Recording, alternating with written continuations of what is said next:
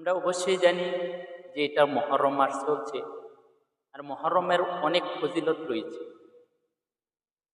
আরবি মাস হিসাবে এটা বছরের প্রথম মাস, যেই মুহররম মাসকে বলা হয়।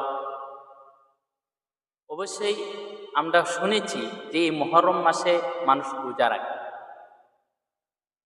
আর আমরা এটাও জানি কিছু অংশ মানুষ এই মুহররম মাসে নানান ধরনের বিদাতি কাজ করে, যেগুলো একদম করা চলে না। যে হিসাবে মানুষ তরোয়াল নিয়ে নিজের শরীরকে কাটা বা অনেক ধরনের তাজিয়া বার করা, বড় বড় হিসাবে তাজিয়া বার করে, কোনো হাদিস এবং কোরআনের দ্বারা এটা প্রমাণিত নয়। আসল যেটা কাজ আমাদের করতে হয় সেটা হলো এই মুহররম মাসে আমাদের রোজা রাখতে হয়, যেটা আল্লাহর নবী করেছেন এবং কি সাহাবীদেরকে বলেছেন। ইহুদিদেরকেও দেখছেন তারা রোজা রাখে, জিজ্ঞাসা করলো তারা কেন রোজা রাখে, তো বলতো যে মুসা আলাইহিস সালাম, তারা বলছিলেন যে মুসা আলাইহিস সালাম এই মাসে নাজাত পেয়েছেন, এই জন্যেই ফেরাউনের হাত থেকে নাজাত পেয়েছেন, এই জন্যেই এই দিনের আমরা রোজা রাখি।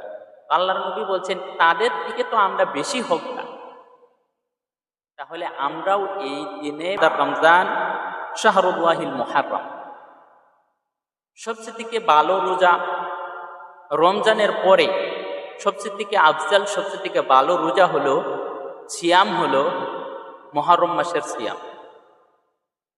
তারপরে বলেছেন ওয়া আফজালুস সলাতি বা'দাল ফারিযা সলাতুল লাইল। আল্লাহ নবী সাল্লাল্লাহু আলাইহি ওয়াসাল্লাম পরের অংশতে বললেন যে সবচেয়ে থেকে ভালো নামাজ, ফরজ নামাজের পর সবচেয়ে থেকে ভালো নামাজ হলো কিয়ামুল লাইল, রাত্রের নামাজ, তাহাজ্জুদের নামাজ।